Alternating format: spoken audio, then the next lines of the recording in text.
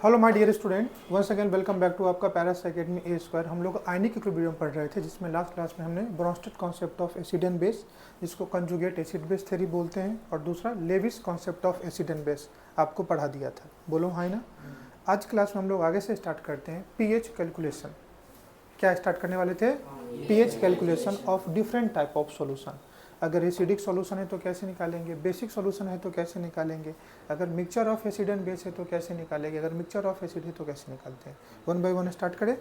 आइए हेडिंग डालिए, pH calculation of acid. किसी सॉल्यूशन का पीएच कैसा निकालते हैं हम लोग उसकी बात करते हैं। बोलो ना हाई ना। सबसे पहले मैं बात करता हूँ स्ट्रॉन्ग एसिड। हम लोग किसका निकालते हैं? PH of strong acid.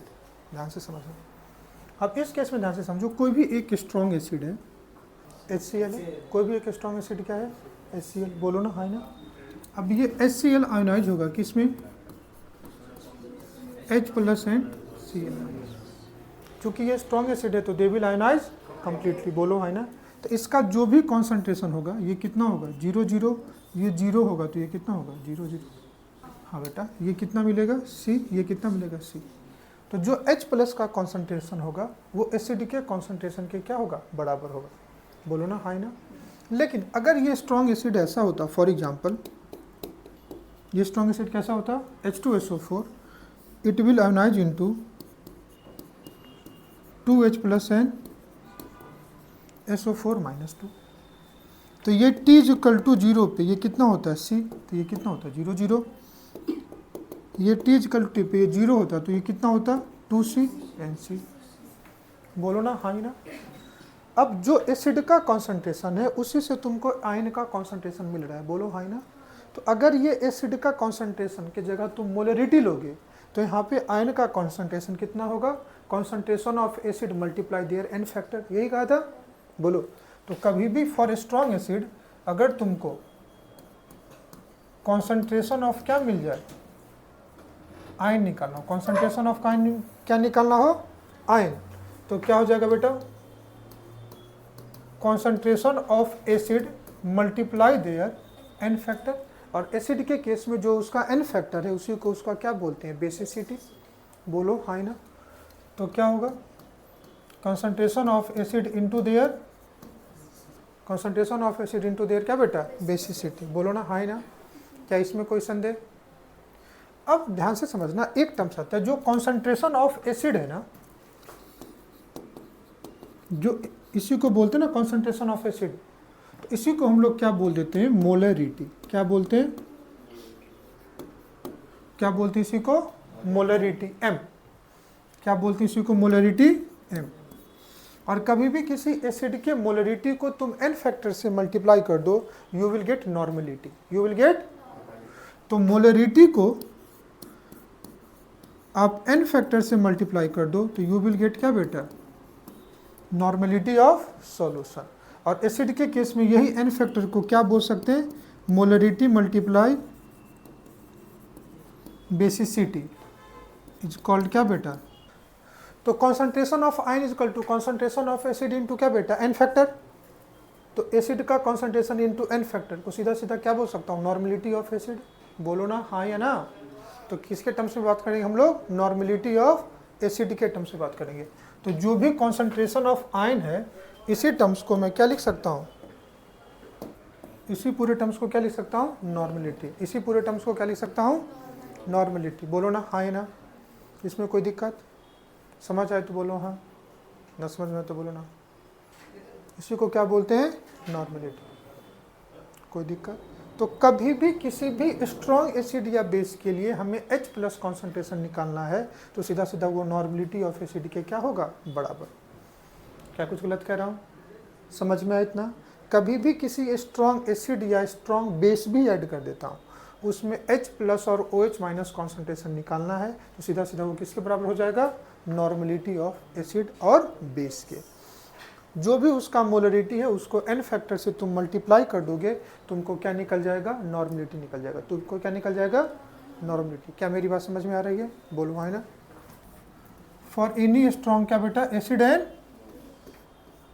Base के लिए, किसी भी स्ट्रॉन्ग एसिड एंड बेस के लिए अगर एसिड है तो आयन कौन सा होगा, H+, और बेस है तो आयन कौन सा होगा, और इस केस में इस आयन का कॉन्सेंट्रेशन क्या होगा, बोलो,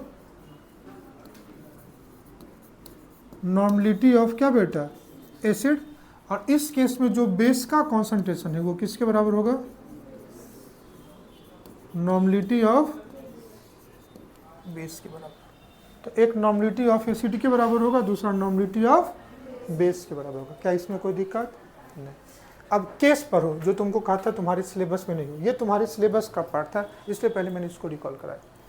समझो कोई एक एसिड है,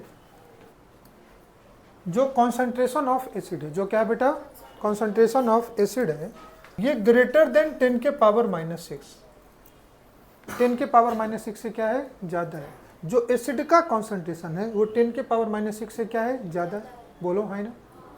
तो इससे मिलने वाले H+ का कॉन्सेंट्रेशन भी कितना होगा, 10 के पावर -6 से ग्रेटर होगा, बोलो ना, हाँ है ना। तो समझो कोई भी एक एसिड है Ha, ये स्ट्रॉन्ग एसिड है, it will ionize into H+ and A-। तो एसिड का कॉन्सेंट्रेशन अगर मान लो 10⁻⁻6 से ग्रेटर, मतलब -5 है, 10 के पावर -5 इज ग्रेटर देन 10 के पावर -6, तो ये कितना हो जाएगा, 0 0, तो ये 0 होगा, तो ये कितना हो जाएगा, 10 के पावर -5, कितना बेटा, 10 के पावर -5, बोलो है ना। एसिड और बेस आयोनाइज कहाँ होते हैं, एसिड और बेस आयोनाइज कहाँ होते हैं, they will ionize in water, वो कहाँ आयोनाइज होते हैं, वाटर में। तो अगर वाटर है तो वाटर तो वीक इलेक्ट्रोलाइट है ना, तो कितना हो जाएगा ये H+ एंड क्या बेटा, OH-, और वाटर से मिलने वाले H+ कॉन्सेंट्रेशन कितने होते हैं, 10 के पावर -7, 10 के पावर क्या बेटा, -7, बोलो। तो पहला केस कि अगर कॉन्सेंट्रेशन ऑफ एसिड 10 के पावर -6 से ग्रेटर है, तो जो H+ आयन वाटर से मिलेगा तुम इसको निगलेक्ट कर दोगे, उसको कंसिडर नहीं करोगे, बोलो है ना। तो सिर्फ इस केस में H+ का सोर्स क्या होगा, एसिड होगा, बोलो ना, हाँ ना। तो यही मैं केस लिखा भी कि if concentration of acid greater than 10 के पावर -6, देन इसको क्या कर देते हैं बेटा, निगलेक्ट कर देते हैं। जो H+ आयन वाटर से मिलेगा उसको क्या कर देंगे, निगलेक्ट कर देंगे, बोलो है ना। सिर्फ H+ किससे लेंगे, एसिड से लेंगे, बोलो है ना। लेकिन अगर H+ आयन एसिड से मिलने वाला 10 के पावर -6 से छोटा होगा, तो हम लोग वाटर से मिलने वाले H+ को भी क्या करेंगे, कंसीडर करेंगे। समझ में आया। दूसरा केस, इफ, समझ में आ गया, और अगर एसिड का कॉन्सेंट्रेशन 10 के पावर -6 से छोटा है, तो H+ आयन एसिड से भी लेंगे और क्या बेटा, वाटर से भी लेंगे, बोलो ना, है ना। तो सिंपल ये भी कह सकता हूँ कि H+ ion coming out from water is क्या बेटा, कंसिडर। सिमिलरली ये किसके लिए भी लगेगा, बेस के लिए भी लगेगा, बोलो है ना। Similarly for base, concentration of क्या बेटा, बेस इज लेस देन 10 के power -6। If concentration of base is क्या बेटा, लेस देन 10 के पावर -6, देन OH- कॉन्सेंट्रेशन जो वाटर से आएगा उसको क्या करेंगे, कंसिडर करेंगे, बोलो। देन जो वाटर से मिलने वाले OH- आयन को क्या करेंगे, कंसिडर करेंगे, बोलो है ना। If concentration of base is greater than 10 के पावर -6, बेस का कॉन्सेंट्रेशन वाटर से मिलने वाले OH- कॉन्सेंट्रेशन से काफ़ी ज़्यादा है, देन, क्या मेरी बात समझ में आई। ये कहने वाली थियोरेटिकल पॉइंट था, जो तुम समझे तो भी अच्छा है, नहीं समझे तो भी अच्छा है। अब ये समझ में कब आएगा, जब इस पर क्वेश्चन करोगे कि मैं क्या समझाने की कोशिश किया, क्या तुमको समझाने की कोशिश, बोलो ना, हाँ या ना। ये कॉन्सेप्ट किसके लिए लगेगा, strong acid and strong base के लिए। सबसे पहले एसिड एंड बेस का कॉन्सेंट्रेशन चेक कर लो। अगर एसिड एंड बेस का कॉन्सेंट्रेशन 10 के पावर -6 से ग्रेटर है तो वाटर को हाथ मत लगाओ, सिंपल एसिड और बेस को पकड़ के H+ और OH- कॉन्सेंट्रेशन निकाल करके रिस्पेक्टिव pH निकाल सकते हो। कभी कभी केस में मेनली तुमको ये जी लेवल के प्रॉब्लम में मिलेगा, बाकी तुमको मिलेगा ही नहीं, कि अगर एसिड और बेस का कॉन्सेंट्रेशन 10 के पावर -6 से अगर छोटा हो जाता है, तुमको कॉमन एन इफेक्ट लगाना पड़ेगा एंड वहाँ पे वाटर का भी कॉन्सेंट्रेशन तुमको लेना पड़ेगा। क्या कुछ गलत कह रहा हूँ। आइए एक क्वेश्चन देखते हैं, क्वेश्चन से समझते हैं। कह रहा है आप पीएच ऑफ सॉल्यूशन बताओ। क्या कह रहा है क्वेश्चन में? सॉल्यूशन का पीएच बताओ। किस कंडीशन में? एक तरफ लिया 10 के पावर -2 मोलर HCl, दूसरी तरफ लिया 10 के पावर -8 मोलर HCl। दोनों केस में एसिड तो स्ट्रॉन्ग ही है। बोलो दोनों केस में ये एसिड कैसा है? ये भी स्ट्रॉन्ग एसिड है, ये भी क्या बेटा? स्ट्रॉन्ग एसिड है। तो क्या दोनों केस में H प्लस का कॉन्सेंट्रेशन एसिड के कॉन्सेंट्रेशन के बराबर होगा क्या? नहीं। अब यहाँ पे ये फंडा तो लग जाएगा, लेकिन यहाँ पे ये फंडा क्या कर जाएगा? फेल कर जाएगा। बोलो ना हाँ ना, क्योंकि यहाँ पे जो एसिड का कॉन्सेंट्रेशन है ये ग्रेटर है कितना बेटा? 10 के पावर -6 है। बोलो ना हाँ ना। तो ध्यान से देखना, एक एग्जांपल से पूरा समझाता हूँ। अगर HCl है तो it will ionize into H plus NCl-। तो इसके 10 के पावर -2 मोल से इसके कितने मिलेंगे? 10 के पावर -2। इसके कितने मिलेंगे? 10 के पावर -2। क्या कुछ गलत कह रहा हूँ? अरे बोलो ना हाँ ना। दूसरा एसिड है तो आयोनाइज कहाँ करेगा? एक्वस सॉल्यूशन में। तो एक्वस सॉल्यूशन अपन क्या लेंगे यहाँ से? वाटर। तो वाटर के केस में क्या होगा? H प्लस N क्या बेटा? OH minus. अगर एसिड नहीं होता तो वाटर के आयोनाइजेशन से कितना मिलता? तुम कहोगे सर 10 के पावर -7 और यहाँ पे कितना? 10 के पावर -7 मिलता। लेकिन क्या यहाँ पे वाटर फ्रीली आयोनाइज करेगा क्या? क्या यहाँ पे वाटर फ्रीली आयोनाइज करेगा क्या? नहीं। तुम कहोगे क्यों? क्योंकि H प्लस का एक सोर्स स्ट्रॉन्ग एसिड भी है, और due to presence of strong acid weak acid पे कॉमन आयन इफेक्ट लगेगा। क्या लगेगा? Due to presence of strong electrolyte common ion effect applicable on weak electrolyte, और उससे क्या होगा? इसका डिसोसिएशन कम होगा। तो इस केस में इसका डिसोसिएशन और क्या होगा? कम। तो जो भी मिलेगा तो 10 के पावर -7 से कम ही मिलेगा ना। कितना मिलेगा नहीं पता। मान लो कितना मिलेगा? x। कितना मिलेगा? x। अब x जो होगा वो 10 के पावर -7 से और छोटी होगी। अब ये देखो 10 के पावर -2, ये देखो 10 के पावर -7, उससे भी छोटा मिलने वाला है। तो -2 के रिस्पेक्ट में -7 बहुत छोटी वैल्यू हो गई ना, इसलिए H प्लस आयन एसिड से जो मिल रहा है उसको अपन क्या कर देते हैं? नेग्लेक्ट कर देते हैं। समझ में आए तुमको? कोई दिक्कत? क्या इस केस में नेग्लेक्ट कर पाएंगे क्या? नहीं। क्यों? क्योंकि यहाँ पे जो HCl मिलेगा ये कितना मिलेगा? H plus NCl minus. तो ये कितना मिलेगा? 10 के पावर -8। बोलो हाई ना। दूसरा ये वाटर है, तो जब वाटर आयोनाइज करेगा तो कितना मिलेगा? H प्लस एन क्या बेटा? OH minus. बोलो ना हाई ना। अब इस केस में 10 के पावर -7 मिलेगा क्या? नहीं, उससे कम ही मिलेगा। क्यों? Because of common ion effect. मान लो x ले लिए, ये x और ये x। कोई दिक्कत? तो टोटल H प्लस कहाँ से मिलेगा? तुम कहोगे टोटल H प्लस इस केस में एसिड से भी मिलेगा एंड वाटर से भी मिलेगा। समझ में आया? क्योंकि यहाँ पे एसिड का कॉन्सेंट्रेशन वाटर से भी कम है, इसलिए यहाँ पे वाटर के मिलने वाले H प्लस को कंसिडर करेंगे, यहाँ पे वाटर से मिलने वाले H प्लस को क्या करेंगे? निगलेक्ट करेंगे। प्योर जेई का कॉन्सेप्ट है। समझ में नहीं आया? बोलो हाँ ना। अब इसके लिए H प्लस कैसे निकालेंगे? अगर इसके लिए निकालूँ तो concentration of H plus equal to किसके बराबर? कॉन्सेंट्रेशन ऑफ HCl, इसके नॉर्मलिटी के बराबर होगा। इसका n फैक्टर कितना होगा HCl का? 1। तो जो मोलरिटी है वही नॉर्मलिटी होगी, तो ये वैल्यू कितने के बराबर हो जाएगी? 10 के पावर -2 के। चूंकि H प्लस का कॉन्सेंट्रेशन 10 के पावर -2 है, तो pH कितना हो जाएगा? Minus log of H plus. बोलोगे हाँ ना, तो कितना जाएगा? माइनस लॉग 10 के पावर -2, तो सीधा सीधा कितना जाएगा? 2। अब इस केस में निकालें। अब इस केस में पहले H प्लस का कॉन्सेंट्रेशन इस X को निकालना पड़ेगा। तो चलो वाटर के लिए KW लिख लो। वाटर के लिए क्या लिखोगे? KW। KW की वैल्यू कितने के बराबर? 10 के पावर -14 इजकल टू क्या जाएगा? Concentration of H plus into concentration of क्या बेटा? क्या कुछ गलत कह रहा हूँ? तो वैल्यू पुट कर दो। 10 के power -14 equal to H plus कितना? X प्लस 10 के पावर -8। बोलो इंटू OH माइनस का कॉन्सेंट्रेशन कितना बेटा x। अब एक क्वाड्रेटिक इक्वेशन बनेगा, बोलो बनेगा ना, कैसे बनेगा, एक्स स्क्वायर प्लस 10 के पावर माइनस 8x माइनस 10⁻⁻14 इजिकल टू 0। इससे x की एक वैल्यू निकलेगा, रूट निकालोगे, अरे minus B square minus 4ac/2 यही रूट की वैल्यू होती है, क्वाड्रेटिक सॉल्व करोगे। अब x की वैल्यू पुट करके h प्लस निकालोगे और h प्लस निकाल करके फिर तुमको क्या निकालना पड़ेगा, pH निकालना पड़ेगा। बोलो ना हाँ है ना, कोई दिक्कत। तो ये केस तुमको जेई के केस में मिलेगा।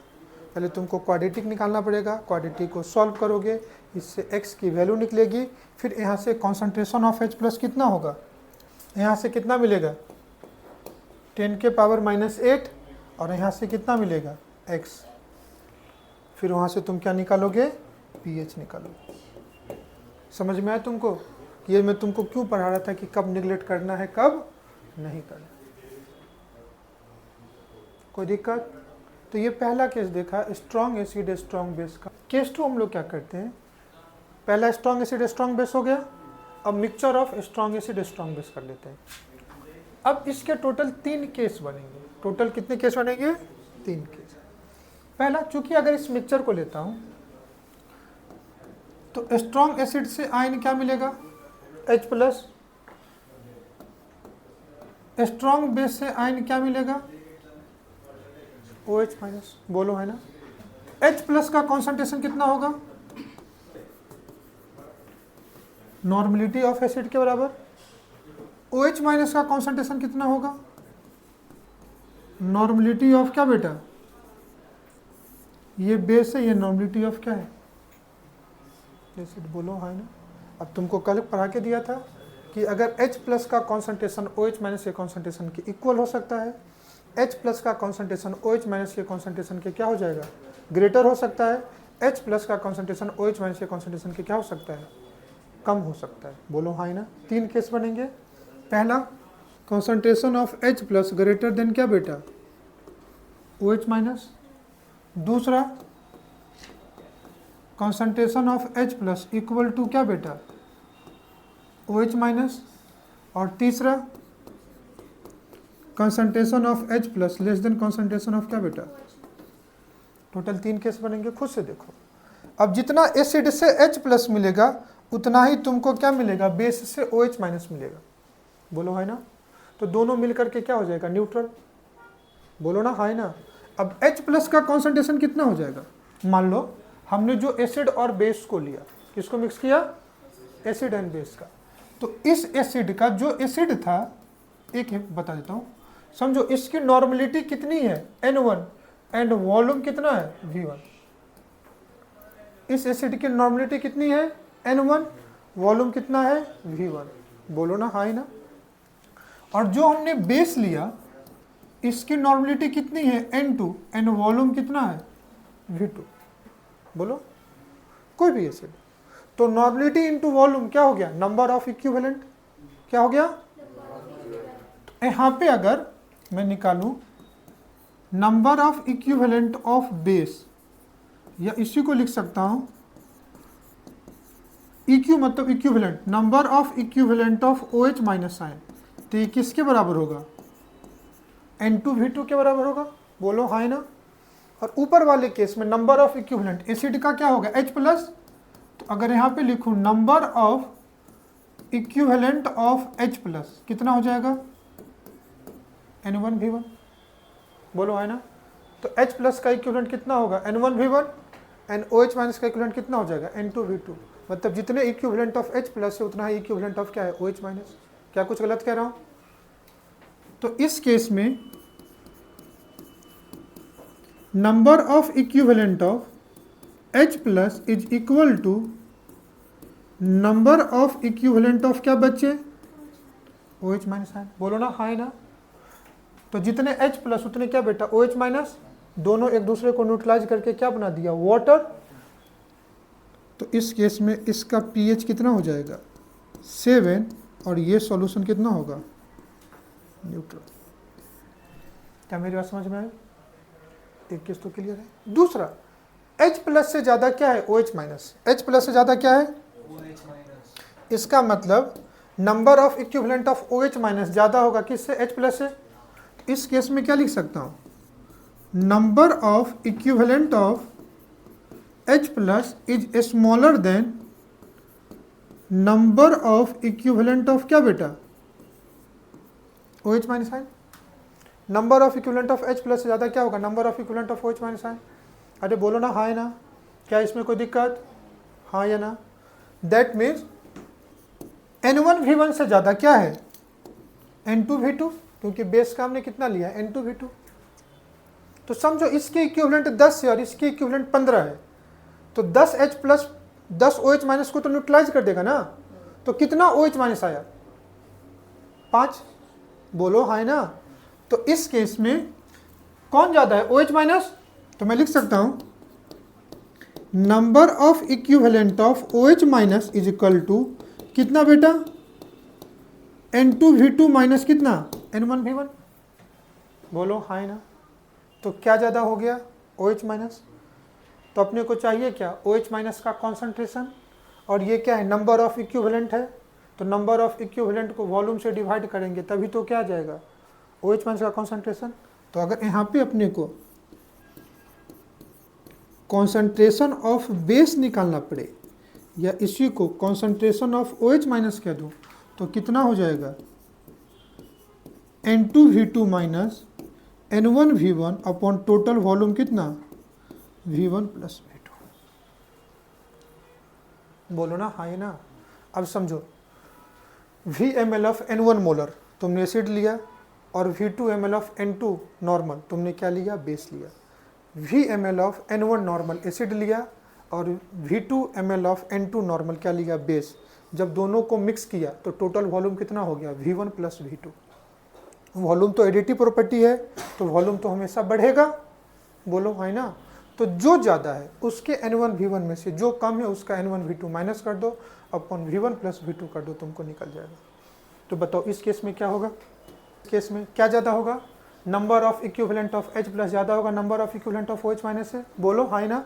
तो मैं यहाँ पे लिख सकता हूँ number of equivalent of H plus ज़्यादा होगा किससे? नंबर ऑफ इक्विवेलेंट ऑफ क्या बेटा? बोलो हाँ ना? मतलब क्या ज़्यादा होगा? N1V1 की वैल्यू ज़्यादा होगी किससे? क्या कुछ गलत कह रहा हूँ? N1V1 की वैल्यू ज़्यादा होगी किससे? N2V2 से। बोलो हाँ ना?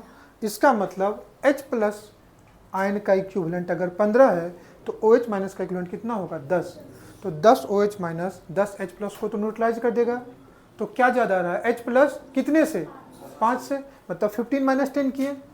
तो इस केस में अगर मैं निकालूँ number of equivalent of H plus, या इसी को कह सकता हूँ number of equivalent of acid, ये किसके बराबर होगा?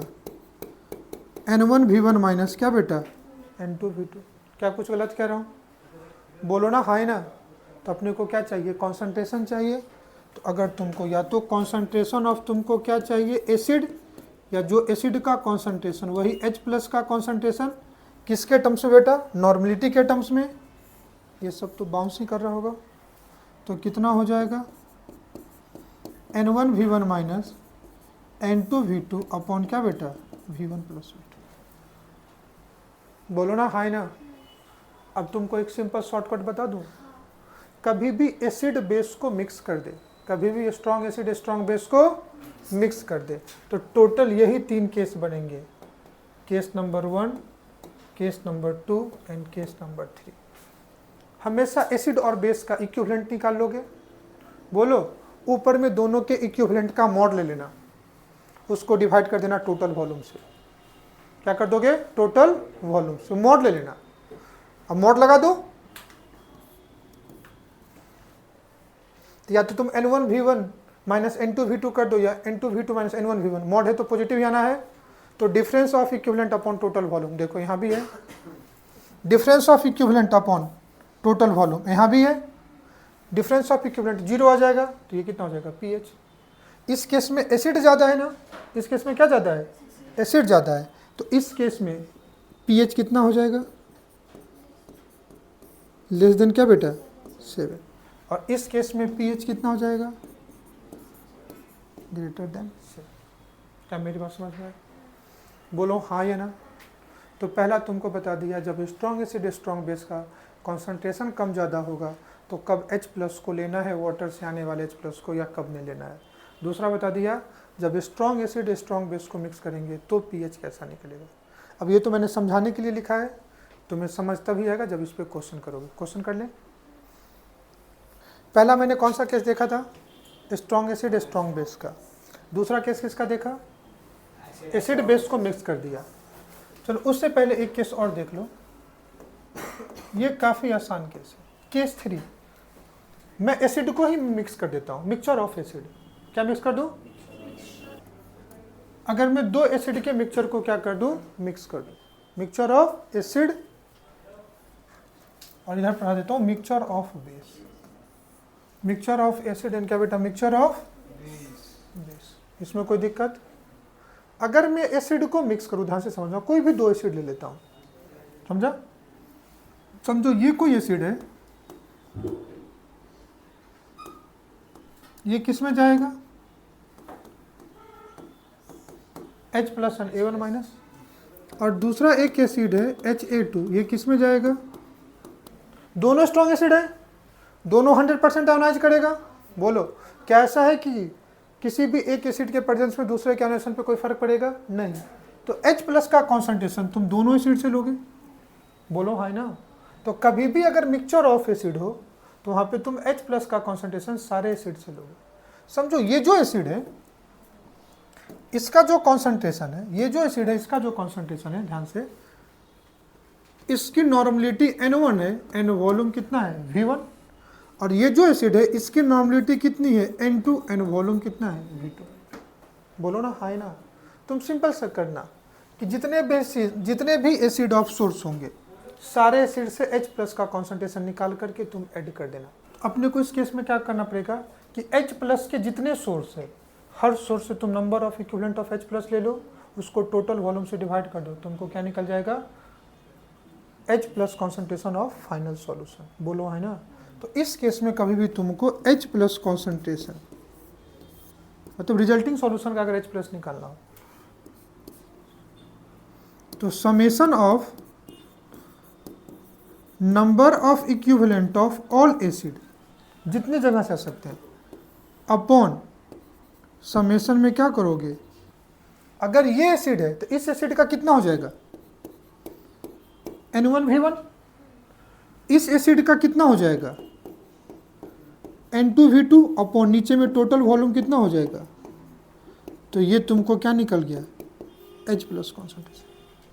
ऐसा भी हो सकता था कि तुमने 2 एसिड के साथ वाटर को मिक्स कर दिया, तो वाटर से इक्विवेलेंट ऑफ एसिड आता क्या, नहीं, वाटर से सिर्फ क्या आता, वॉल्यूम आता, तो सिर्फ वॉल्यूम ऐड करके। सिमिलरली अगर बेस को लोगे तो तुम क्या करोगे, OH- ion source, all OH- ion concentration from all क्या बेटा।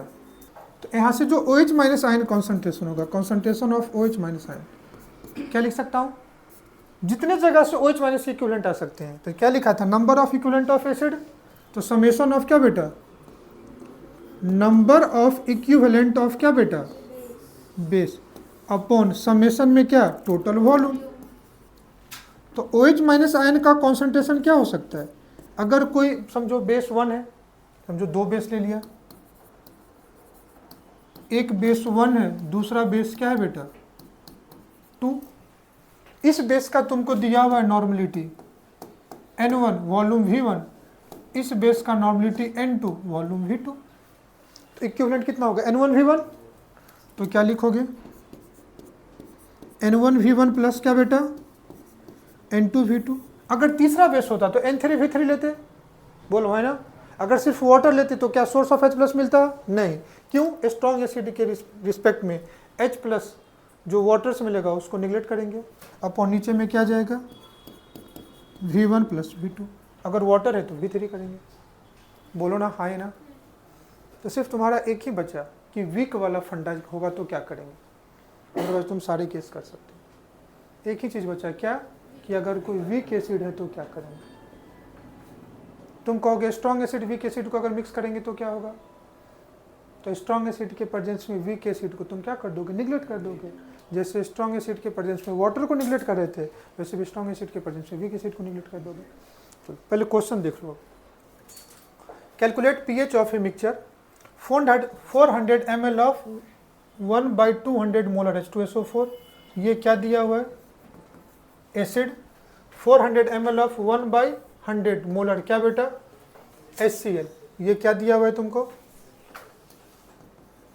एसिड दिया हुआ है, और 200 ml ऑफ वाटर, ये क्या दिया हुआ है, वाटर, मतलब से डाइल्यूट करेंगे।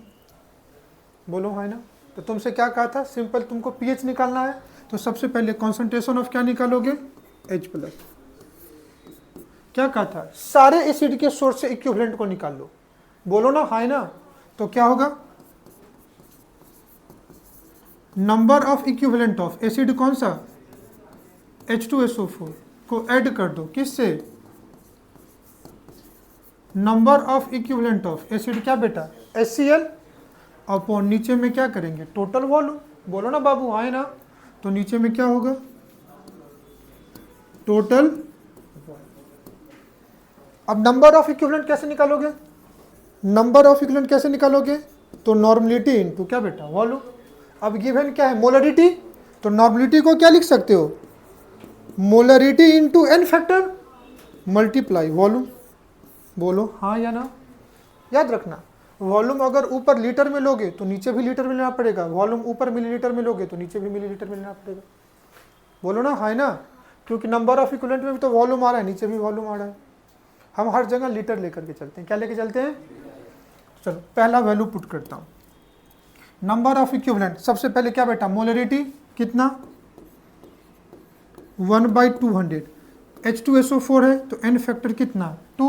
बोलो है ना, इनटू वॉल्यूम कितना, 400, तो 400 ml में है तो 400 बाई कितना बेटा, 1000। ये एक हो गया इसका इक्विवेलेंट, प्लस इसका इक्विवेलेंट निकालना है तो molarity multiply n factor multiply volume. Molarity कितना है बेटा, 1/100, HCl है तो एन फैक्टर 1 मल्टीप्लाई वॉल्यूम कितना बेटा, 400/1000। क्या यहाँ से कोई H+ मिलेगा क्या, नहीं। अपॉन टोटल वॉल्यूम कितना, यहाँ से 400, यहाँ से 400, यहाँ से 200, तो कितना 400 प्लस क्या बेटा 200 अपॉन कितना बेटा 1000। तो नीचे 1000 और 1000 कैंसिल हो गया, तो ऊपर जो बचा वही बचा। अब यहाँ से देखना कितना बचा, ये 20 से 20 कैंसिल, 4 2 जा, ये 2 से ये 2 क्या बेटा कैंसिल, ये कितना बचा 100, यहाँ 10 और यहाँ 100, 4/1000। चलो यहाँ देख लो, ये 20 से 20 कैंसिल, तो कितना बचा 4/1000। बोलो तो इसको कितना लिख सकता हूँ, 4 × 10 के पावर -3 4/1000 को, प्लस 4 × 10 के पावर -3, नीचे में तो 1 आ गया, तो कितना लिख सकते हैं 8 × 10 के पावर -3। ये किसका कॉन्सेंट्रेशन आ गया, H+। समझ में आ गया। पढ़ने के लिए जब पढ़े थे तो तुमको थोड़ा उटपटांग लग रहा था, जब न्यूमेरिकल सॉल्व करें तो तुमको आसान लगेगा। अब अपने को निकालना क्या है बेटा, तुम कहोगे पीएच ऑफ सॉल्यूशन, क्या निकालना है, इसी फॉर्मेट में आ गया, तो पीएच कितना हो जाएगा 3 - log 8। अरे pH minus log of H+, तो -log 8 × 10 के पावर -3, तो 3 - log 8। बोलो log 8 की वैल्यू नहीं निकाल पाओगे, कितना है log 8, तो इसको क्या लिख सकते हैं log 2⁻3, तो क्या लिख सकते हैं 3 log 2, log 2 की वैल्यू 0.3, 0.3 × 3 कितना बेटा 0.9, तो कितना जाएगा 3 - 0.9 कितना, समझ में नहीं आया, बोलो ना। तो ये मिक्सचर ऑफ 2 एसिड था, तो सिमिलरली मिक्सचर ऑफ बेस होगा तो निकाल पाओगे। अब यहाँ पे हमने क्या किया कि कैलकुलेट पीएच मिक्सचर ऑफ हमने सबसे पहला क्या लिया है, बेरियम हाइड्रोक्साइड, ये क्या है, बेस है, और HCl ये क्या है, एसिड और बेस को मिक्स किया है। क्या किया है, तो पहले नंबर ऑफ इक्विवेलेंट ऑफ क्या निकाल ले, बेस, मैं तो OH माइनस का, बोलो ना, हाँ ना, तो नंबर ऑफ इक्विवेलेंट ऑफ क्या निकाल ले, बेस। अभी निकाला था number of equivalent, number of equivalent का फॉर्मूला क्या होगा, सबसे पहले मोलरिटी, मोलरिटी को n factor multiply by volume, तो मोलरिटी कितना 1/200 मल्टीप्लाई n फैक्टर कितना 2 मल्टीप्लाई वॉल्यूम कितना 400 बाई क्या बेटा 1000, तो कितना जाएगा 4 × 10 के पावर -3। अरे बोलो, अरे जस्ट अभी ये सॉल्व किया था, 4 × 10 के पावर -3। अब यहाँ निकाल लो number of equivalent of acid, number of equivalent of क्या बचे, एसिड, निकाल सकते हैं कितना, देखो मोलरिटी कितना 1/50 मल्टीप्लाई n फैक्टर 1 इंटू क्या बेटा 400 बाई, कोई दिक्कत, कितना आया ये, कितना आएगा, चलो इसको ऐसे लिख सकते हैं 1/50 को, देखो बेटा ये 1/50 है ना, तो इसको 2/100 लिख सकते हैं, 2/100 लिख सकते हैं ना, चलो तो इसको लिख देता हूँ 2/100 इंटू 4 बाई क्या बेटा 10, तो देखो 4/10 इंटू 100 कितना जा रहा था 4 × 10 के पावर -3, और 4 × 2 कितना जाएगा 8 × 10 के पावर -3।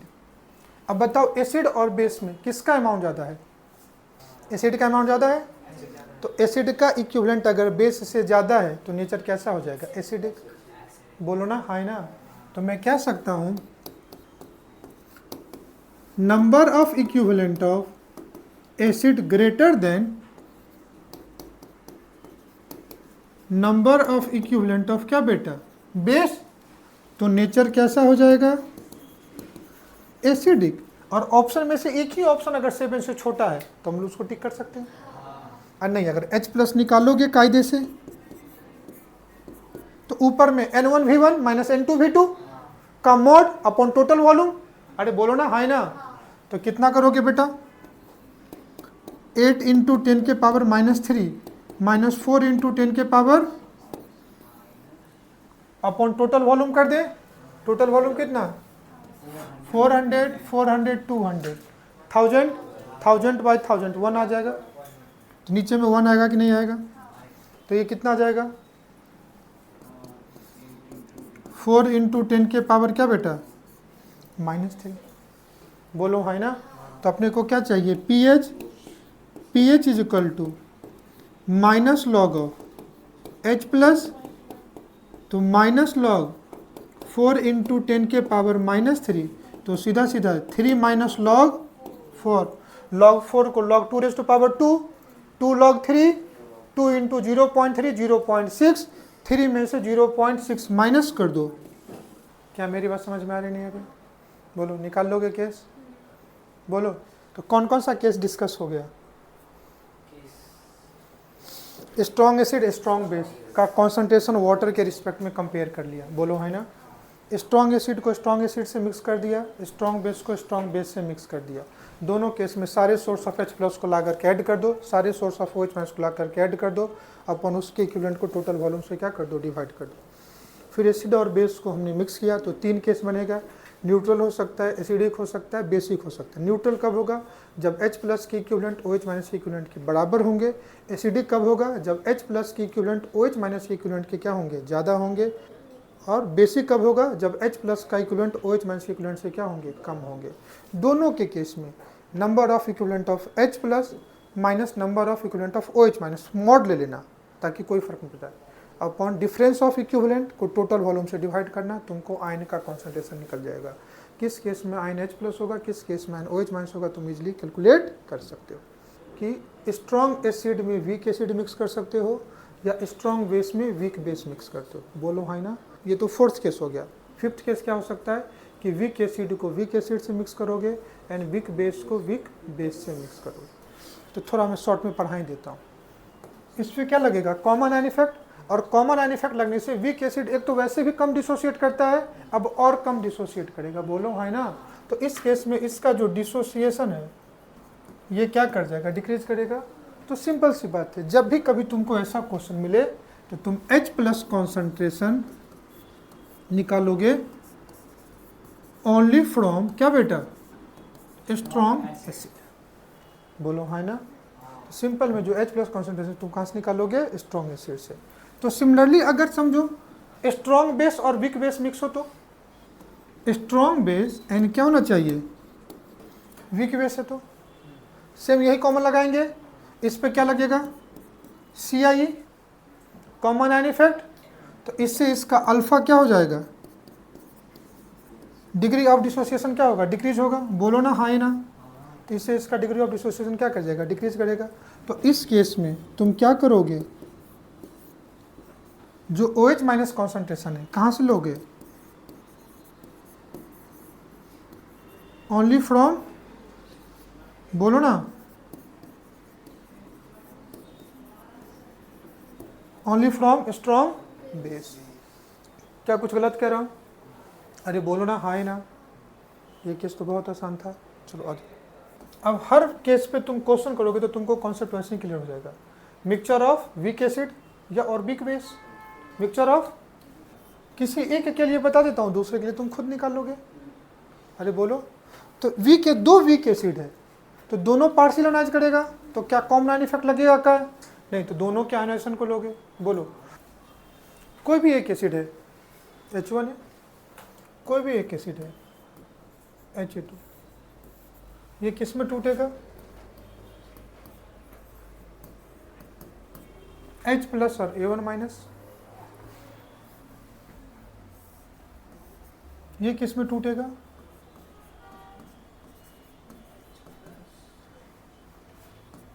यहाँ पे A2 माइनस। बोलो हाई ना। अब इसका कुछ ना कुछ कॉन्सेंट्रेशन तो गिवन होगा, बोलो ना हाई ना। तो इसका concentration T is equal to 0 पे C1 ले लेता हूँ। तो इसका concentration T is equal to 0 पे कितना हो जाएगा, C2, ये 0 0, ये 0 0, बोलो हाई ना। अब मैं क्या करता हूँ, T is equal to T पे इसका मैं डिग्री ऑफ डिसोसिएशन अल्फा 1 ले लेता हूँ, कितना ले लो, और इस एसिड का जो डिग्री ऑफ डिसोसिएशन है ये अल्फा 2 ले लो, बोलो ना हाई ना। तो कितना हो जाएगा, ध्यान से समझना,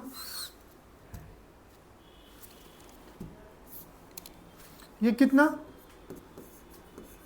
C1 माइनस C1 अल्फा, ये कितना हो जाएगा C1 अल्फा 1, और ये कितना हो जाएगा C1 अल्फा। क्या कुछ गलत कह रहा हूँ, ये T is equal to T पे कितना हो जाएगा C2 माइनस C2 अल्फा 2, बोलो ये कितना C2 अल्फा 2, ये कितना C2 अल्फा, बोलो ना हाई ना। कोई दिक्कत। अब ध्यान से समझना तुम एक चीज, दोनों का डिसोसिएशन एक ही कंटेनर में हो रहा है या अलग अलग कंटेनर में, एक ही में। अरे दोनों मिक्सचर ऑफ एसिड लिए ना भाई, तो दोनों को मिक्स होगे तो एक ही में डाले होगे ना, अरे बोलोगे। तो यहाँ पे H प्लस कितना मिलेगा, C2 अल्फा 2 भी मिलेगा, अरे यहाँ वाला भी मिलेगा। और इस एसिड की बात करोगे तो यहाँ पे कितना मिलेगा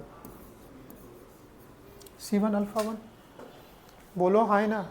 अगर इस एसिड का डिग्री ऑफ डिसोसिएशन K1 लिखूं, कितना लिखूं, तो कितना हो जाएगा, concentration of H plus into A minus upon HA, तो क्या हो जाएगा C1 alpha 1 plus C2 alpha 2 into C1 alpha 1 upon, नीचे में यहाँ से C1 कॉमन ले लो, 1 माइनस अल्फा 1। क्या कुछ गलत कह रहा हूँ, इस केस में ले, इसका डिग्री ऑफ डिसोसिएशन K2 ले लूँ, तो ऊपर में क्या आ जाएगा, C1 alpha 1 plus C2 alpha 2 into क्या बेटा, C2 अल्फा 2 अपॉन नीचे में, यहाँ से C2 कॉमन ले लोगे ना तो कितना हो जाएगा, तो ये C2 से ये C2, ये C1 से ये C1, if alpha is very very small तो 1 minus alpha is approx to 1, बोलो ना, हाई ना, 1 minus alpha is approx to 1। क्या मेरी बात समझ में आ रही है? तो सबसे पहला देखो रिलेशन क्या निकल के आ रहा है, तुम आपको समझ में आ गया ना कि हम लोग कैसे निकालते हैं। तो सबसे पहला रिलेशन, अगर मैं K1/K2 ले लूँ, K1 बाई क्या बेटा, K2, तो C1 alpha 1 plus C2 alpha 2, C1 alpha 1 plus C2 alpha 2 cancel हो जाएगा, तो सीधा सीधा कितना आ जाएगा, अल्फा 1 अपॉन, बोलो। अब यहाँ से मैं अल्फा की वैल्यू निकाल लूँ, अल्फा की वैल्यू निकाल सकता हूँ ना, अरे बोलो निकल सकता है ना। तो याद करो सिर्फ वीक एसिड था, तो अल्फा क्या था, रूट अंडर Ka/C। यहाँ से K1 की वैल्यू निकाल दो, K1 की वैल्यू कितना हो जाएगा, ध्यान से देख, C1 अल्फा 1 का स्क्वायर, इस अल्फा 1 से मल्टीप्लाई करोगे, प्लस C2 अल्फा 1 अल्फा 2 आएगा ना बेटा, इसमें कोई दिक्कत नहीं। यहाँ से अगर K2 की वैल्यू निकाल दो तो कितना जाएगा, C2 अल्फा 2 का स्क्वायर प्लस कितना बेटा, C1 अल्फा 1 अल्फा 2। क्या गलत कर सकता हूँ? अब दोनों केस में अगर मैं H प्लस निकालूं, क्या निकालूं, H प्लस का कॉन्सेंट्रेशन निकालूं, तो H प्लस का कॉन्सेंट्रेशन कितना हो जाएगा, C1 अल्फा 1 प्लस क्या बेटा, C2 अल्फा 2। अरे बोलो ना, हाई ना। अब यहाँ से मैं इस अल्फा 1 की वैल्यू कैलकुलेट कर सकता हूँ, निकाल सकता हूँ ना अल्फा 1 की वैल्यू, और यहाँ से मैं अल्फा 2 की वैल्यू निकाल सकता हूँ, बोलो। और इस अल्फा 1 और अल्फा 2 की वैल्यू को यहाँ पुट कर दूँ, बोलो ना, हाई ना। तो सिंपल याद करो, अगर सिंपल एक वीक एसिड होता तो H प्लस कॉन्सेंट्रेशन क्या आता था, रूट अंडर K इंटू सी, कितना आता था, रूट अंडर K इंटू सी, यही आता था ना। तो अब समझो दो वीक एसिड है तो आयन का कॉन्सेंट्रेशन कुछ नहीं करना, जब सब्स्टिट्यूट कर दोगे तो ये सीधा सीधा वैल्यू आ जाएगा H plus equal to root under K1 into C1 एक एसिड का, और दूसरे एसिड का कितना बेटा, K2 इंटू। क्या मेरी बात समझ में आई? और ऐसे ही तुम क्या करोगे, कभी भी तुमको मिक्सचर है तो निकाल सकते हो। क्या मेरी बात समझ में आई?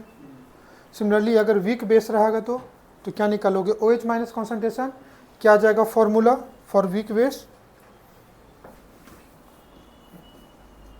फॉर मिक्सचर ऑफ, बोलो, वीक बेस। तो किसका कॉन्सेंट्रेशन निकलेगा, OH माइनस कॉन्सेंट्रेशन। कैसे निकालोगे, root under Kb1 into C1 plus Kb2 into क्या बेटा, क्या मेरी बात समझ में आ रही है? अरे बोलो ना, हाँ या ना, कोई दिक्कत? बस यही तुम्हारा था pH calculation of all combination mixture of acid and base. क्या मेरी बात समझ में आई? अब ये कॉन्सेप्ट क्लियर तभी अच्छा होगा जब हर वैरायटी पे आप क्या करोगे, क्वेश्चंस करोगे। अब हम लोग अगले क्लास में क्या करेंगे, इस पे बेस्ड क्या करेंगे, तो पहले तो इस पे बेस्ड क्वेश्चन करेंगे, और स्टार्ट कहाँ से करेंगे, सॉल्ट्स, जो अगले क्लास का टॉपिक ही है। सबसे पहले देखेंगे सॉल्ट बनते कैसे हैं, फिर सॉल्ट के टाइप्स कितने होते हैं, फिर स्टार्ट करेंगे सॉल्ट हाइड्रोलिसिस। तो इक्विलिब्रियम का पहला पार्ट होता है एसिड बेस, दूसरा पार्ट होता है सॉल्ट हाइड्रोलिसिस, एंड तीसरा पार्ट है बफर सॉल्यूशन। एंड चौथा पार्ट है स्पैरिंगली सॉल्युबल सॉल्ट, जहाँ पे इक्विलिब्रियम कंप्लीट होता है। तो पहला पार्ट जहाँ पे मेजर कंट्रीब्यूशन था हम उसको कंप्लीट कर चुके हैं। क्लियर बेटा? लेक्चर तो भी आप ध्यान से समझ करके लिखना, खुद से डेरिवेशन करना कि मैंने कब क्या बताया और क्या लिखा है। नोट्स लिखना इंपॉर्टेंट नहीं है, समझना इंपॉर्टेंट है। मिलते हैं नेक्स्ट क्लास में। Thanks for today, bye bye and thank you all.